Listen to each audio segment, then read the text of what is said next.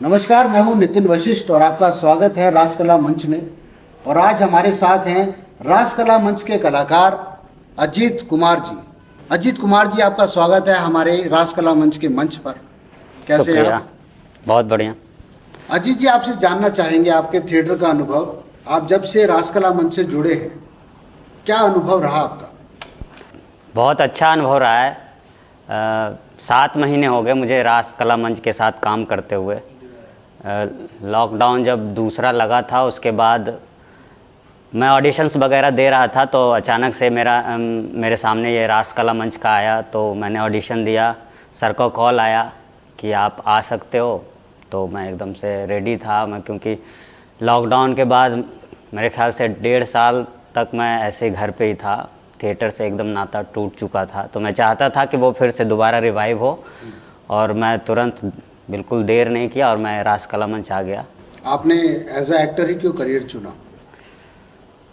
Acting का तो कीड़ा था, बचपन से ही था, बट होता है ना कि एक आप ऐसे कंजर्वेटिव फैमिली से बिलोंग करते हो जहाँ पे मतलब पढ़ाई को प्राथमिकता दी जाती है, तो आप चाह के भी आप अपने मन की, अपने दिल की इच्छा जाहिर नहीं कर पाते हो। वो होता है कि आपके परिवार में कहीं दूर दूर तक नाता नहीं है, उस चीज़ से आप अचानक से बोल दो तो वही था। बट मैं बोल नहीं पाया फिर, लेकिन जब एक टाइम आया तो मैंने कहा, तो घर वाले मतलब मैंने जो सोच रखा था कि एकदम ऐसा हो जाए, बहुत चिल्लाएंगे और गुस्सा करेंगे, ऐसा कुछ हुआ नहीं। वो उन्होंने कहा ठीक है।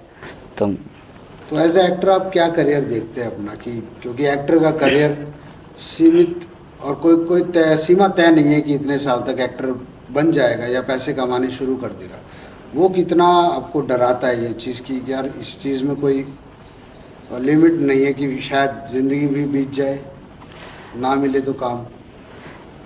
ये तो है, मतलब अगर आप कोई वेटरन एक्टर का इंटरव्यू भी देखें तो कहते हैं कि ये मतलब स्ट्रगल करते हुए ज़िंदगी गुजर जाती है। लेकिन अगर आप काम कर रहे हो, सीख रहे हो, चीज़ों को समझ रहे हो और शिद्दत से लगे हुए हो, तो आपको काम मिल जाएगा। और ऐसा नहीं है कि सिर्फ एक्टिंग लाइन, स्ट्रगल तो हर फील्ड में है, बट ये है कि बहुत अनप्रिडिक्टेड ये लाइन है कि आपको काम मिल ही जाएगा। और ऐसा भी कहा जाता है कि अगर आपके लिंक्स हों तो काम जल्दी मिलते हैं। और बट मुझे लगता है कि अगर आप सीरियसली काम कर रहे हो, आप में टैलेंट है, तो आप कहीं ना कहीं नोटिस ज़रूर हो जाओगे। और बस वही मैं कर रहा हूँ, पिछले 5 साल से लगातार काम कर रहा हूँ, सीख रहा हूँ चीज़ों को। थिएटर आर्टिस्ट का एक करियर अलग है और एक बॉलीवुड ग्लैमर वर्ल्ड का करियर अलग। बिल्कुल। आपने थिएटर ज्वाइन किया एक थिएटर आर्टिस्ट बनने के लिए, क्या यहाँ से ट्रेनिंग लेके बॉलीवुड जाने के लिए या अदर सीरियल्स में जाने के लिए, क्या वो मैं जानना चाहता हूँ। पहले तो मेरे दिमाग में यही था कि मैं मतलब हीरो बनूं, मतलब जो दिखाते हैं फिल्मों में कि लार्जर देन लाइफ, यही सोच के मैंने मैं चुना था। लेकिन जब इसमें घुसा, थिएटर लाइन में आया, तो चीज़ों को समझने लगा, बारीकियां समझ में आने लगी। फिर मुझे लगा कि नहीं, ये लाइन बिल्कुल अलग है, सिनेमा और थिएटर बिल्कुल अलग है। उससे इसका मतलब तालमेल अगर आप बैठा सकते हो तो अच्छी बात है, लेकिन जहाँ तक सिनेमा का सवाल है, वो मतलब उसमें अगर आप शूट कर रहे हो तो उसमें बहुत सारे टेक्स होते हैं। आप एक सीन को 15, 20, 30, 50 जितने शॉट दे के ओके कर सकते हो। लेकिन थिएटर में स्टेज पे आप एक बार आ गए तो देयर इज़ नो रीटेक। मतलब आप एक कैरेक्टर को पूरे 1.5-2 घंटा जितना भी टाइम का है, उसी कैरेक्टर में रहते हो, आपको कोई टेक नहीं मिलता है। तो वो दुनिया बिल्कुल अलग है और सिनेमा का दुनिया बिल्कुल अलग है। देखिए, पहले तो लाउड थिएटर होता था, पहले माइक्स नहीं थे, अब माइक्स आ गए हैं। तो मेरा जहाँ तक मानना है, थिएटर और कैमरे के आगे एक्टिंग में ज़्यादा फ़र्क रह नहीं गया है, क्योंकि एक ही कमी ज़्यादातर एक्टर्स को लगती थी, जो चीज़ें परेशान करती थी कि वो लाउड थिएटर करते थे। तेज़ बोलने की आदत थी डायलॉग्स को, और कैमरा में कहा जाता था आप नॉर्मली बिहेव कीजिए। अब वो नहीं रही। वो कितना हेल्पफुल कर पाती, क्योंकि अब फुट माइक्स हैं, बूम माइक हैं, तो आपको अभी भी लाउड बोलने के लिए कहा जाता है, या अपने कैरेक्टर के हिसाब से जो भी आवाज़ को मॉड्यूलेशन है, जो पिच होनी चाहिए, वो डिलीवर करते हैं आप स्टेज पे? देखिए, दो बातें हैं। एक पहली बात तो जो थिएटर करते हैं ना, वो मोस्टली एक्टर्स स्ट्रीट प्लेज भी करते हैं। स्ट्रीट प्लेज में आवाज़ की ज़रूरत पड़ती है, क्योंकि अगर आप एक नुक्कड़ पे खड़े होके कुछ कह रहे हैं और गाड़ियाँ आ जा रही है, लोग बातें कर रहे हैं, दुनिया भर के शोर होते हैं, तो वहाँ आपको आवाज़ निकालने की ज़रूरत होती है, तो वहाँ आपको लाउड होना पड़ेगा। और ये थिएटर बैकग्राउंड जिनका होता है, उनका गला काफ़ी खुला हुआ होता है। और अगर वही सिनेमा में आते हैं तो उन स्टार्टिंग में हो सकता है दिक्कत हो, लेकिन वो एक बार चीज़ें समझ जाते हैं तो वो उस चीज़ को कंट्रोल कर सकते हैं। लेकिन अगर सिनेमा है, सिनेमा से जो मतलब जुड़े हुए हैं, उनका थिएटर बैकग्राउंड बिल्कुल भी नहीं है, वो थिएटर में नहीं कर सकते, वो स्टेज पे आके परफॉर्म नहीं कर सकते, उनके लिए बहुत मुश्किल होगी।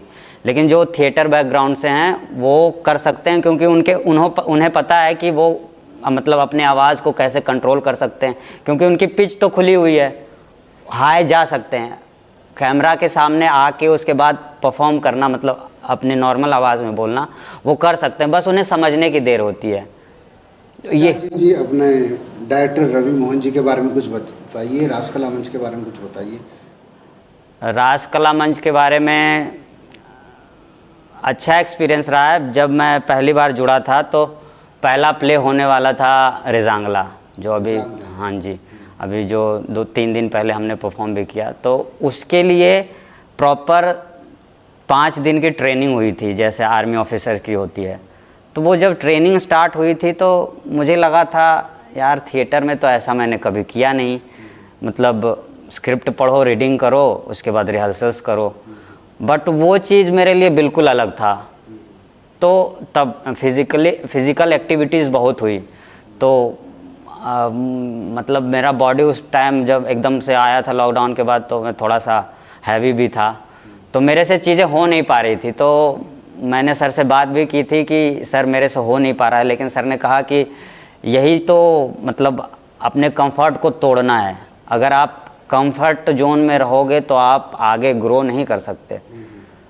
तो मैंने उसको कंटिन्यू किया, जितना 5 दिन की ट्रेनिंग थी, ट्रेनिंग किया उसमें। मतलब 5 दिन हमें खाना नहीं दिया जाता था, मतलब चना 250 ग्राम और पॉपिंस 1 लीटर पानी, बस इतना ही दिया जाता था। ट्रेनिंग होती थी सुबह 2 घंटे और शाम को 1 घंटे।